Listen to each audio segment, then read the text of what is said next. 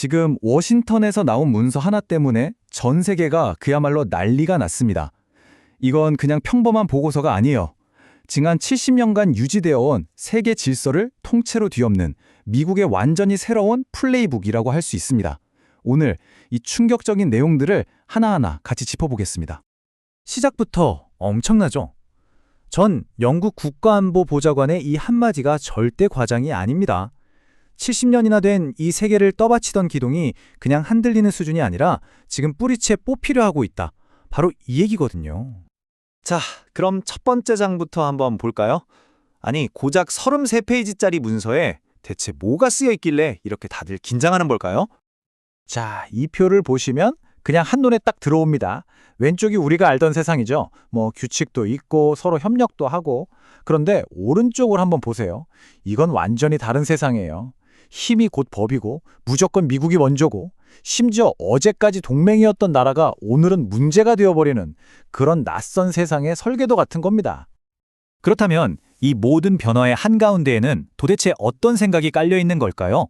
바로 그 유명한 미국 우선주의라는 아주 강력한 세계관입니다. 이 힘 기반 국제 질서라는 말, 이게 핵심인데요.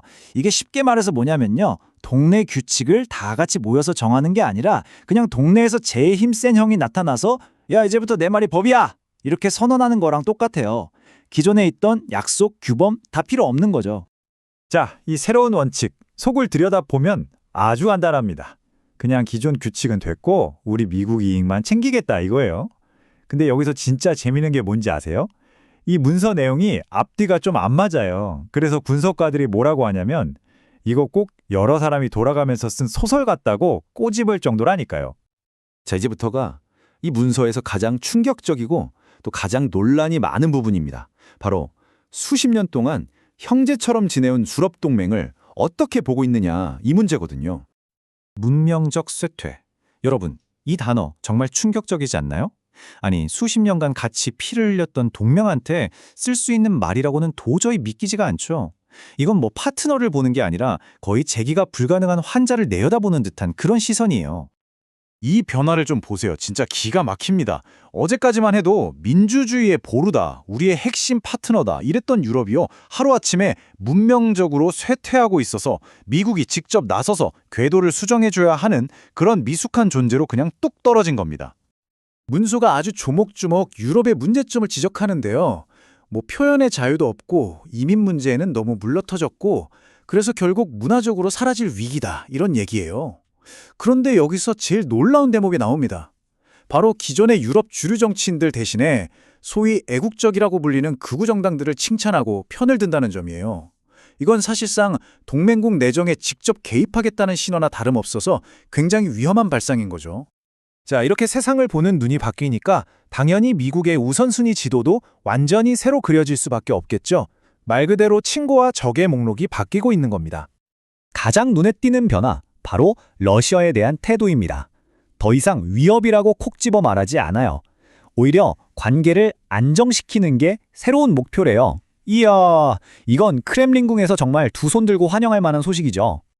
그럼 중국은요? 이것도 놀랍습니다. 군사적 위협이 아니라 딱 경제 문제로만 선을 긋습니다. 중국의 군사 팽창이나 인권 문제 같은 골치 아픈 얘기는 일단 접어두고 오직 돈 문제에만 집중하겠다. 바로 이 뜻입니다.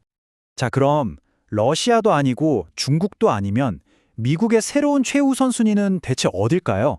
바로 서반구, 그러니까 라틴 아메리카입니다. 이곳을 아예 미국의 뒷마당이라고 딱 선언해버려요. 앞으로 여기에 올인하겠다 이겁니다. 이 서반구 우선주의는 그냥 나온 게 아니에요.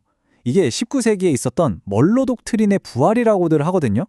과거에 유럽이 아메리카 대륙에 간섭하는 걸 막았던 것처럼 이제는 그 어떤 세력이든 우리 뒷마당에서 우리 이익에 거슬리는 행동을 하면 절대 용납하지 않겠다. 이런 강력한 경고인 셈이죠.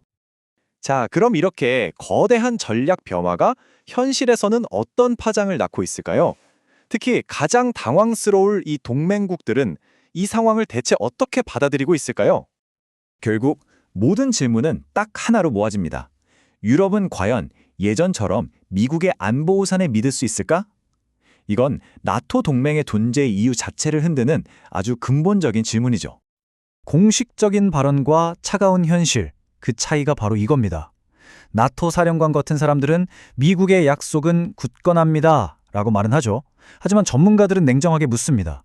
그래서 만약에 러시아가 에스토니아의 작은 국경 마을을 침공하면 정말 미국이 자국 젊은이들의 피를 흘릴 각오가 되어 있을까요? 대부분의 대답은 글쎄요, 아니오에 가깝다는 거죠. 결국 유럽 외교가에서는 아주 냉정한 결론에 다다르고 있는 것 같아요. 이건 일시적인 변덕이 아니라 더 깊고 구조적인 변화라고 보는 거죠. 그리고 그 결과 미국은 이제 더 이상 예전처럼 믿을 수 있는 동맹이 아니라는 그 현실을 받아들이기 시작한 겁니다. 자, 이제 마지막 질문입니다. 지금 우리가 보고 있는 이 거대한 지각 변동, 이건 그냥 잠시 지나가는 태풍일까요? 아니면 대서양 동맹이라는 배의 항로를 영원히 바꿔버릴 거대한 해일일까요? 그 답은 오직 미래의 역사가 말해주겠죠.